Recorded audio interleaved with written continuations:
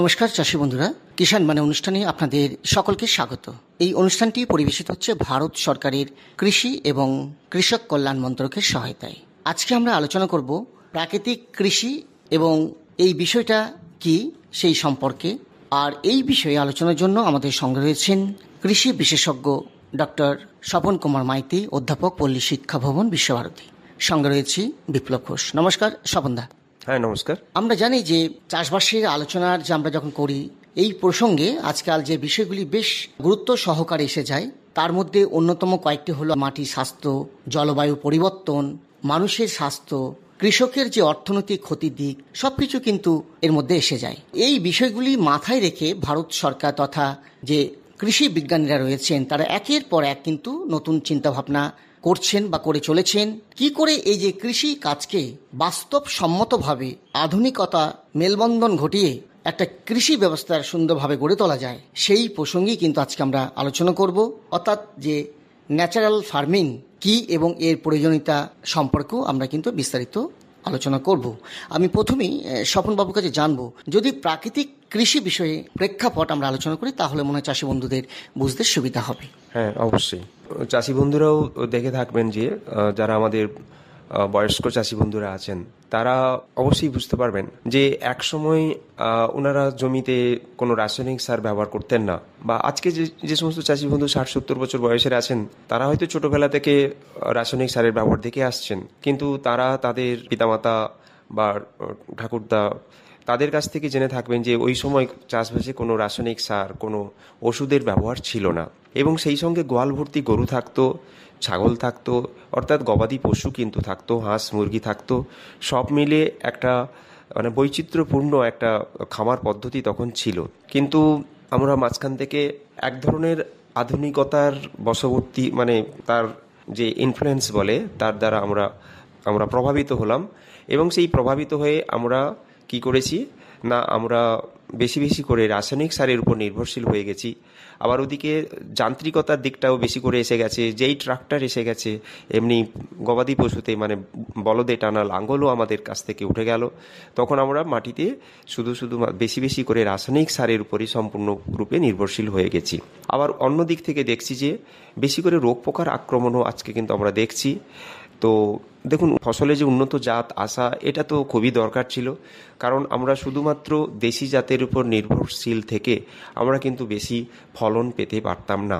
ফলে আমাদের সমস্ত দেশবাসীর মুখে তাদের প্রয়োজনীয় অন্ন এবং অন্যান্য যে খাবার দাবার তুলে দেওয়া সেটা সম্ভব হতো না, যে পরিমাণে জনসংখ্যার বৃদ্ধি হয়েছে। কিন্তু সেই ফসলের বৃদ্ধিকে আমরা রাসায়নিক সার, ওষুধপত্রের উপর এতটা নির্ভরশীল হয়ে গেছি যে আজকে একদিকে যেরকম জলবায়ুর পরিবর্তনের জন্য যদিও শুধুমাত্র আধুনিক কৃষি দায়ী নয়, সেখানে অন্যান্য যে আমরা উন্নয়নের জন্য অন্যান্য যে যা কিছু করছি, কলকারখানার ধোঁয়া বলুন, গাড়ি বা বিভিন্ন যন্ত্রপাতির ধোঁয়া, সেগুলো থেকে যে বায়ু দূষণ হচ্ছে সেগুলো দিক আছে, বা আমরা আজকাল যে এত বেশি আমরা এসি মেশিন ব্যবহার করছি, শীতাতপ নিয়ন্ত্রণকারী যে যন্ত্রপাতি ব্যবহার করছি সেগুলো এর জন্য দায়ী। আমরা বাড়িতে বাড়িতে আজকাল ফ্রিজ ব্যবহার করছি। তো যাই হোক, সেই দিকটা পাশে রেখে আমি যেটা বলছি, একদিকে জলবায়ু পরিবর্তন এমন একটা জায়গায় পৌঁছেছে যে আমাদের কৃষি ব্যবস্থা কিন্তু একটা ভীষণভাবে চ্যালেঞ্জের মুখোমুখি হয়ে আছে। কোনো বছর অতিবৃষ্টি হচ্ছে, কোনো জায়গায় অতিবৃষ্টি হচ্ছে, তো কোনো জায়গায় বৃষ্টিপাত আদৌ হচ্ছে না, খরা। আর একদিকে দেখুন, আমরা যখন স্বাধীনতা লাভ করেছি 1947 সালে, সেই সময় আমাদের মাটির জৈব কার্বনের পরিমাণ ছিল প্রায় 2.5%। আজকে সেই জৈব কার্বনের পরিমাণ এসে দাঁড়িয়েছে 0.4%, 2.5 থেকে 0.4%।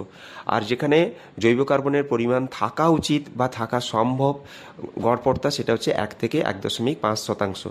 এই যে একটা দিক যদি আমরা দেখি, মাটির জৈব কার্বন এতটা কমে যাওয়ার জন্য আজকের মাটি কিন্তু এমনভাবে অনুর্বর হতে চলেছে, এমনকি অনেক সংবেদনশীল চাষি ভাইরাও বলতে শুরু করেছেন যে আমরা যেভাবে মাটিতে রাসায়নিক সার ব্যবহার করছি এবং যে জৈব সারের ব্যবহার যে আদৌ হচ্ছে না, হলে যে পরিমাণ হচ্ছে সেটা খুবই প্রয়োজনের তুলনায় খুবই অল্প, যে আজ থেকে আগামী 10-20 বছরের পরে আমরা এই মাটি থেকে কি ফলন পাবো, তাদের মনেও একটা সন্দেহ কিন্তু দানা বাঁধছে।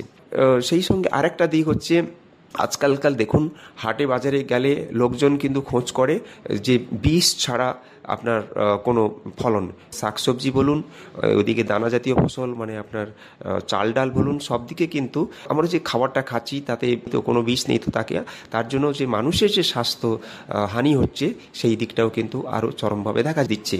আবার একই সঙ্গে চাষি ভাইও অর্থনৈতিকভাবে অনেক ক্ষেত্রে চাষবাস করেও সেই পরিমাণে অর্থনৈতিক লাভ কিন্তু দেখতে পাচ্ছেন না। তারাও কিন্তু চাষবাসকে নিয়ে একটা দুর্বল জায়গায় দাঁড়িয়ে আছেন, একটা চ্যালেঞ্জের মুখে দাঁড়িয়ে আছেন। তো এই সমস্ত দিককে মাথায় রেখে এটা একটা প্রেক্ষাপট একটা সৃষ্টি করেছে, যেখানে চাষবাস নিয়ে কিন্তু সবসময় নতুন নতুন চিন্তাভাবনা চলছে। তো সেই চিন্তাভাবনার মধ্যে বর্তমানের একটা চিন্তাভাবনা, যদিও এটা একদম বর্তমান নয়, অনেক কাল ধরে হয়ে আসছে, বিংশ শতাব্দীর মাঝামাঝি সময় থেকে হয়ে আসছে। এখন আমরা একবিংশ শতাব্দীর প্রায় 1/4 আমরা একবিংশ শতাব্দীর 1/4 মানে 25 বছর অতিক্রম করলাম। সেখানে প্রাকৃতিক কৃষি এই ব্যাপারটা কিন্তু এখন বর্তমান ভারত সরকারের একটা গুরুত্ব সহকারে দেখছেন যে প্রাকৃতিক কৃষি এই ব্যাপারটাকে চাষি ভাইয়ের কাছে আরও কাছে পৌঁছে দেওয়া যায়, সেই সঙ্গে বৈজ্ঞানিকরাও এর সঙ্গে যুক্ত হয়ে এর মধ্যে আরও কিছু আধুনিক চিন্তাভাবনাকে এর মধ্যে আনা, অর্থাৎ প্রাকৃতিক যে ব্যাপারটা তার যেটা একটা পুরনো কনসেপ্ট ধ্যান ধারণা, তার সঙ্গে আধুনিকতার একটা মেলবন্ধন ঘটিয়ে চাষি ভাইয়ের কাছে একটা সুন্দরভাবে প্রাকৃতিক কৃষি পদ্ধতি পৌঁছে দেওয়া। এই যে প্রাকৃতিক কৃষি যে ধ্যান ধারণা সম্পর্কে বা প্রেক্ষাপট সম্পর্কে একটু আমরা জানতে পারলাম, এবং পাশাপাশি আপনাকে জানবো, আজকে আমরা আলোচনা করছি প্রাকৃতিক কৃষি নিয়ে। সুতরাং এই যে প্রাকৃতিক কৃষি এবং জৈব কৃষি, এই দুইয়ের মধ্যে অন্যতম যে পার্থক্যগুলো কি কি? হ্যাঁ, আমি যদি প্রাকৃতিক কৃষি আর জৈব কৃষির মধ্যে পার্থক্য আলোচনা করা যায়, তাহলে প্রাকৃতিক কৃষি ব্যাপারটা কি বুঝে নেওয়া যাবে। জৈব কৃষি যেটা মূলত এই যে একটু আগে বললাম, বাজারে এখন মানুষজন চায় যে মানে বিষ মুক্ত খাবার দাবার বা ফসল, তো সেই থেকে একটা বাজার তৈরি হয়েছে যে মানুষ চায় বেশি দাম দিয়ে বিষমুক্ত ফসল পেতে। তো সেই জন্য জৈব কৃষি এই যে ধারণাটা এসছে যে এমনভাবে ফসল উৎপাদন করা যেখানে কোনো ধরনের বিষ, কোনো ধরনের রাসায়নিক প্রয়োগ হবে না, ফলে যে ফসলটা উৎপন্ন হবে তাতে কোনো অবশিষ্টাংশ মানে কোনো বিষের অবশিষ্টাংশ থাকবে না। কিন্তু এই ধরনের যে ফসল যে উৎপন্ন হবে তার কিন্তু একটা সার্টিফিকেশন মানে একটা লেবেলিং দরকার, না হলে মানুষ বুঝবে কী করে যে এটা জৈব কৃষিতে উৎপন্ন হয়েছে। তাহলে এই জৈব কৃষি ব্যাপারটা শুধুমাত্র এইটুকু মাথায় রেখে করা হয়েছিল যে বা করা হয় যে যেখানে কোনো বিষ প্রয়োগ হবে না, সেখানে কিন্তু আর একটু বৃহত্তর দিকটা কিন্তু বাদ থেকে যাচ্ছে। বৃহত্তর দিক যেটা, যে বাস্তুতন্ত্রের কথাটা মাথায় রাখা। বাস্তুতন্ত্রের কথাটি মাথায় রেখে যখন আমরা যে চাষবাস করব সেটাই হয়ে যাবে কিন্তু প্রাকৃতিক কৃষি। প্রাকৃতিক কৃষি এখানে কিন্তু কোনো ওই সার্টিফিকেশনের ব্যাপার নেই। প্রাকৃতিক কৃষির মধ্যে অনেকটা দার্শনিক ভাবটা বেশি আছে, যেখানে জৈব কৃষির মধ্যে অনেকটা বাজারজাত করে সেখান থেকে বাজার থেকে বেশি মুনাফা পাবো, বেশি দামে বিক্রি করতে পারবো, সেই ধারণাটা বেশি আছে জৈব কৃষিতে। কিন্তু প্রাকৃতিক কৃষিতে একটু দার্শনিক চিন্তাভাবনাটা বেশি আছে, দার্শনিক দিক থেকে এটাকে দেখা হয় বেশি। যেমন আমি এমনভাবে চাষবাস করব যে যেখানে আমি কোনো প্রাণীর, কোনো জীবের এতটুকু হানি ঘটাবো না।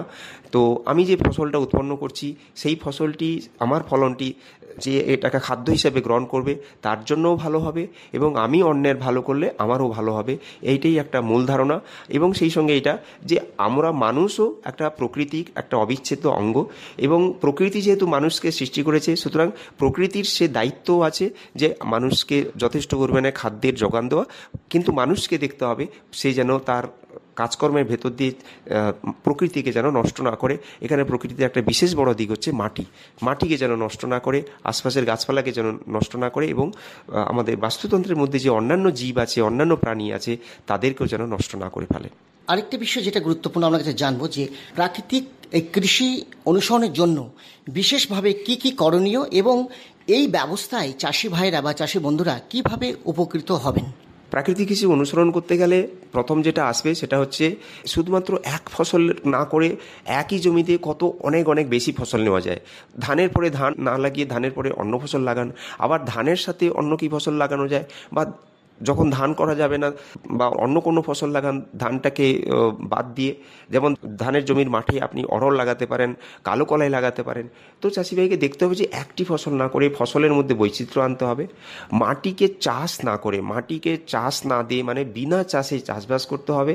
যখন গ্রীষ্মকালে মাটিটাকে, জমিকে এমনিভাবে ফেলে না রাখে অন্য কোনো ফসল করা যায় দেখতে হবে। আমরা ধইঞ্চাকে সবুজ সার হিসাবে লাগাতে পারি। আর অবশ্যই এখানে চাষি ভাইয়ের বাড়িতে গবাদি পশু থাকতে হবে, এবং সেটা বিশেষভাবে দেশি গবাদি পশু থাকতে হবে, বিশেষ করে গরু এবং গাই গরু। এই গাই গরুর গোমূত্র এবং গোবর দিয়ে যেমন জীবামৃত, বীজামৃত, ঘন জীবামৃত, এই ধরনের কিছু কিছু ব্যবস্থাপনা আছে, এই ধরনের কিছু কিছু চাষিভাইরা নিজেরা তৈরি করে নিতে পারেন, সেইগুলোকে ব্যবহার করতে হবে। তাহলে বাজারে রাসায়নিক সার এবং কীটনাশক বা ছত্রাকনাশক এগুলোর উপর আর নির্ভরশীল থাকতে হবে না। মাটিকে সবসময় আচ্ছাদিত করে রাখতে হবে ফসলের অবশিষ্টাংশ দিয়ে, আর মাটিতে বেশি জল দেওয়া যাবে না, এবং জল এবং হাওয়ার পরিমাণ মাটিতে যেন মোটামুটি সমান সমান থাকে। আর পোকা মাকড় দমনের জন্য অবশ্যই যে গাছপালা থেকে, যেমন নিমের যে রস থেকে, সাধারণভাবে যদি বলি গাই গরুর গোমূত্র ধরে রাখবেন একটা পাত্রে, এবং সেখানে নিম পাতা, এটা ওটা পাতা, আতা পাতা, এগুলো সব একের পর জমিয়ে রাখবেন, এবং সেই রসটা, সেই যে পচনটা তৈরি হয়েছে, সেই পচনটা যদি মাঝে মধ্যে স্প্রে করে রাখেন, একটু জলে মিশিয়ে অবশ্যই একটা হালকা দ্রবণ তৈরি করে যদি মাঝে মধ্যে স্প্রে করে রাখেন, তাহলে রোগ পোকার উপদ্রব থেকেও গাছকে বাঁচানো যাবে। এছাড়া এই ধরনের নিমাস্ত্র, আগ্নেয়াস্ত্র, ব্রহ্মাস্ত্র, এই ধরনের অনেক কিছু প্রস্তুত চাষি ভাইরা করে নিতে পারেন। সেগুলোর মাধ্যমে যে চাষ ব্যবস্থার কথা বলা হচ্ছে, সেটি হচ্ছে প্রাকৃতিক কৃষি। একদম, আমরা একটি গুরুত্বপূর্ণ বিষয় নিয়ে আজকে আলোচনা করলাম। বিষয়টি ছিল প্রাকৃতিক কৃষি এবং এর প্রয়োজনীয়তা কেন। এবং এই বিষয়ে আলোচনার জন্য আমাদের সঙ্গে ছিলেন কৃষি বিশেষজ্ঞ ডক্টর স্বপন কুমার মাইতি, অধ্যাপক, পল্লী শিক্ষা ভবন, শ্রীনিকেতন, বীরভূম। সঙ্গে ছিলাম বিপ্লব ঘোষ। নমস্কার। কিষাণ বাণীর দ্বিতীয় পর্যায়ে আমরা আলোচনা করব ধানের জমিতে পায়রা পদ্ধতিতে সর্ষে ও মসুর চাষ। এ বিষয়ে আমাদের সঙ্গে কথা বলেছেন, তার অভিজ্ঞতা ভাগ করে নিয়েছেন বীরভূম জেলার নোয়াপাড়া গ্রামের প্রগতিশীল চাষী বন্ধু চন্দ্রধর মণ্ডল। চন্দ্রধরবাবু, আপনাকে আমাদের এই আসরে স্বাগত জানাই। নমস্কার। পায়রা পদ্ধতিতে এই যে চাষ, এটা কতদিন থেকে করছেন? আমি 5 থেকে 6 বছর হলো এই পায়রা পদ্ধতিতে সর্ষে মসুর চাষ করি। কতটা জমিতে করেন? মোটামুটি 5 থেকে 6 বিঘে জমিতে আমি সর্ষেটা করি, আর বিঘেখানেক মসুরটা করি। যখন শুরু করলেন তখন কেন শুরু করলেন? শুরু করলাম, আমাদের মাঠে জমির বাঁধটা ঠিকমতো আসে না। বাঁধ না আসার জন্য তখন আমাদের চাষিরা আলোচনা করে করলো যে আমরা পায়রা চাষ মানে জমিতে ছিটিয়ে চাষ করব, যাতে বছরটা আসতে অনেক দেরি হয়ে যায়। তার জন্যে পায়রা চাষটা করা হয়। লাভজনক আসার জন্য এখন বেশিরভাগ চাষি পায়রা চাষের দিকে এগিয়ে গেছে।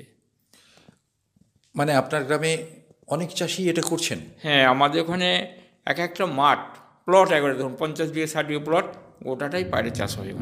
অনেক চাষি বন্ধুদের জিজ্ঞেস করে দেখেছি, তাদের একটা কথা, আমার পাশের জমিতে বোরো ধানের চাষ, আমার জমি জলে ভেসে যাচ্ছে, সুতরাং আমি ডাল শস্যের চাষ করতে পারছি না।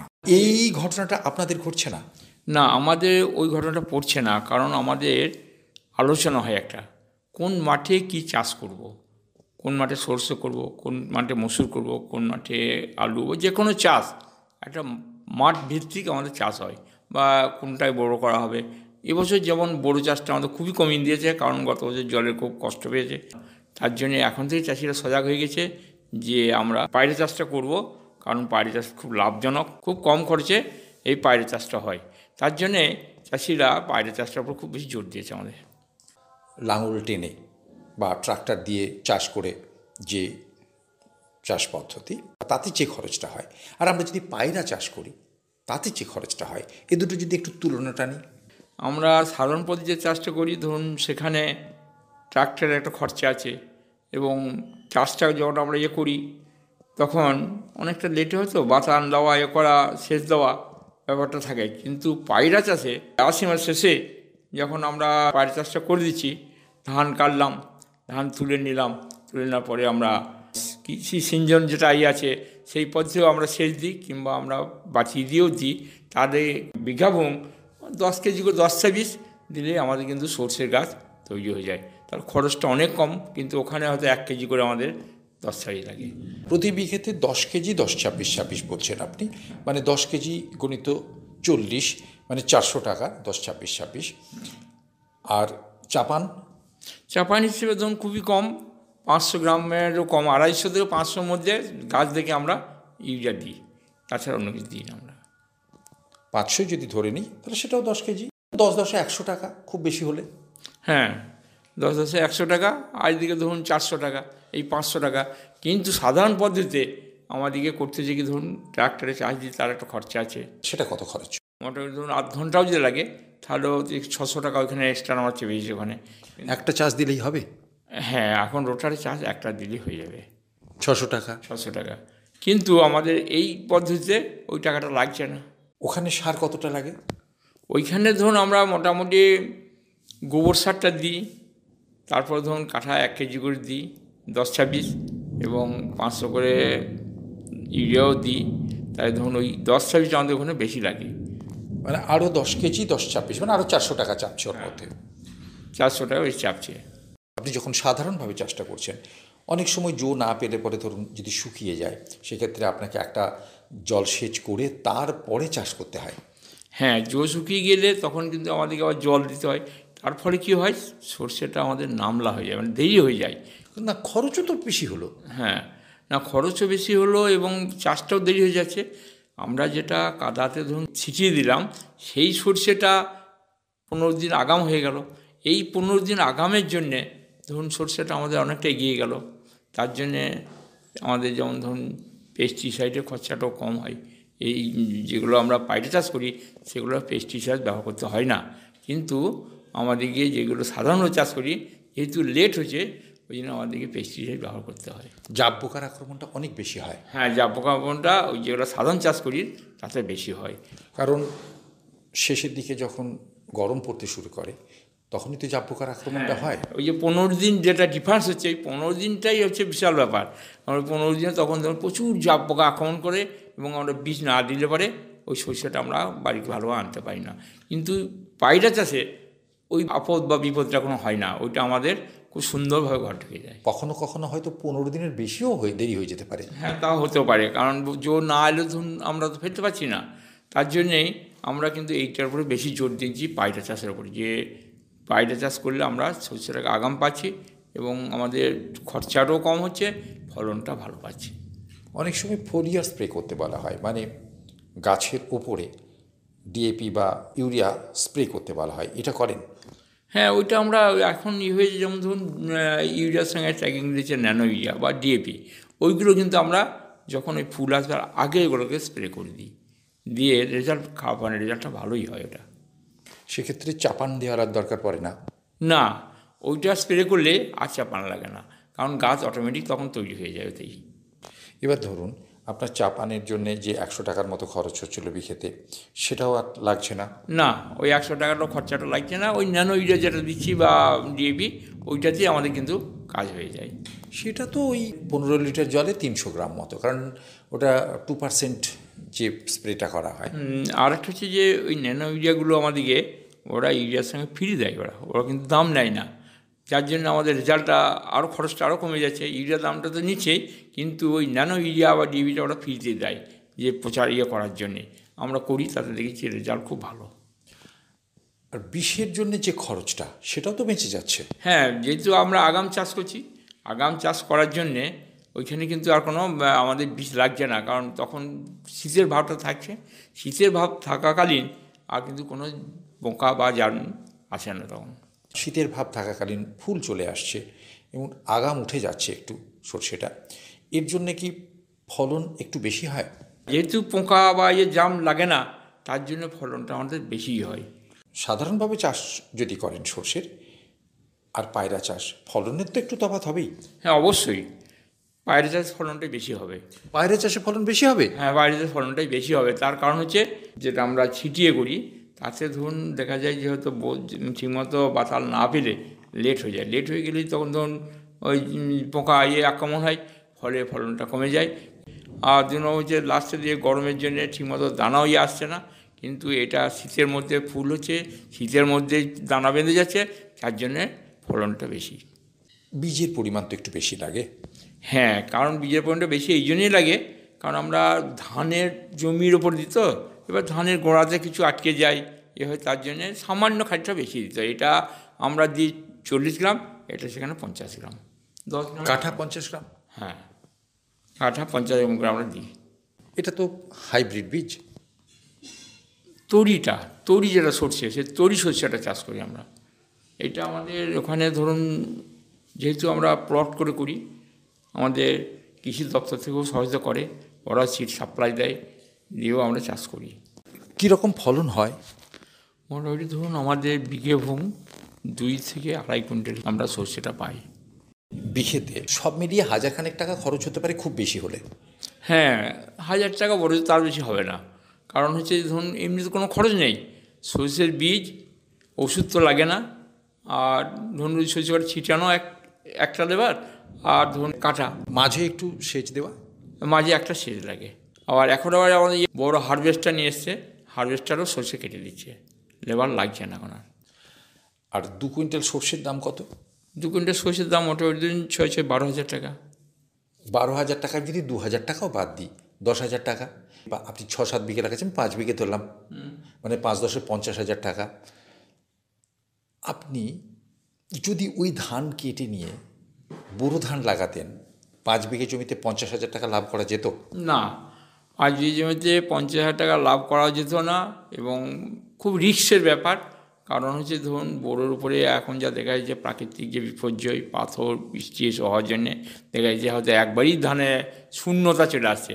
যে জমিতে লাঙল দিয়ে চাষ করে বা ট্রাক্টর দিয়ে চাষ করে সর্ষে লাগানো যাচ্ছে না, কারণ জলের অভাব আছে, কিন্তু সেখানেও যদি এই যে জলটা থেকে যায় জমিতে, সেটাকে ব্যবহার করে একটা ফলন তো পাওয়া যেতে পারে। হ্যাঁ, এবার ধরুন আমরা যেগুলো দেখেছি ডাঙ্গা টাইপের জমি হয়তো সেই দিতে পারছি না, সেখানেও কিন্তু আমরা পায়রা চাষ করেও কিছু কিছু সর্ষে আমরা পাই, হয়তো অতটা পাই না, হয়তো 1 কুইন্টালও আমরা সর্ষে পাই। 1 কুইন্টাল হলেও তো 5,000 টাকা লাভ হবে আপনার। হ্যাঁ, 1 কুইন্টাল করেও সর্ষে আমরা পাই এই জন্যেই, কারণ আমাদের মাটিটা হচ্ছে এঁটেল মাটি, রসটা ধরে রাখে, যার জন্য আমাদের চট করে সর্ষে গাছ মরে যায় না। কিন্তু কাঁকুড়ে মাটি বা হলে পারে সেগুলো কিন্তু একটু রোদ করে শুকিয়ে যায়, কিন্তু সেই হিসেবে আমাদের কিন্তু গাছ শুকিয়ে যায় না। আমরা একটু মসুর ডালের কথা শুনি। 1 বিঘে বলছেন মসুর ডাল আছে। শুনুন, এই মসুর চাষে বিঘে ভূমি 4 কেজি করে মসুর কলাই লাগে, বেশ 4 কেজি মসুরি কলাই, আর ওই 250 গ্রাম করে 10-26 এইটুকু আমরা দিই। তাছাড়া অন্য কোনো খরচ নেই, কারণ পায়রা চাষের ওপরে কোনো খরচ নেই, কারণ এখানে বৃষ্টি যদি মেঘের হয়ে যায় তাহলে সেচ লাগলোই না, যদি না হয় হয়তো তাহলে একটু সামান্য হালকা করে দিয়ে করে নিই আমরা। 4 কেজি মসুর বীজের দাম কত? 4 কেজি মসুর ডালের দাম হচ্ছে 400 টাকা। আর 250 মানে বিঘেতে 5 কেজি 200 টাকা। হ্যাঁ, 45-200 টাকা। 600 টাকা সেচ যদি একটা দিতেও হয় হালকা করে, সব মিলিয়ে 1,000 টাকা খরচ। হ্যাঁ, 1,000 টাকা পড়ে যায়, 1,000 টাকা। যদি সেচ নাও দেওয়া যায় তাতেও কিছু মসুর হবে। যদি সেচ দেওয়া যায় তাহলে কতটা মসুর হতে পারে? সেচ দিলে পরে ধরুন মোটামুটি 2 কুইন্টাল আর হবে। 2 কুইন্টাল। আর সেচ না দেওয়া গেলে? না দেওয়া গেলে মোটামুটি 1 কুইন্টাল পড়ে ধরুন। 1 কুইন্টাল মসুরের দাম কত? 1 কুইন্টাল মসুরের দাম হচ্ছে এখন বর্তমানে 6,000 টাকা। 6,000 টাকা। 1,000 টাকা খরচ করে 6,000 টাকা যদি 1 কুইন্টাল হয়, সেচ দেওয়া না যায়। আর যদি সেচ দেওয়া যায় তাহলে এটা প্রায় 12,000। 12,000 থেকে 1,000, 2,000 বাদ দিলেন 10,000, একই ব্যাপার, সর্ষের মতোই ব্যাপার। তাহলে চন্দ্রধরবাবু, আমার প্রশ্ন যে পায়রা পদ্ধতিতে যেখানে এত সহজে একটা সর্ষে এবং মসুরের চাষ করা যাচ্ছে, সেখানে আমরা কেন বোরো ধানের জন্যে, যেটাতে সবার ক্ষতি, চাষির ক্ষতি, সমাজের ক্ষতি, মাটির তলার জল ক্ষতি, সব কিছু ক্ষতি হচ্ছে, আমরা এত যুদ্ধ কেন করছি বোরো ধানের জন্যে?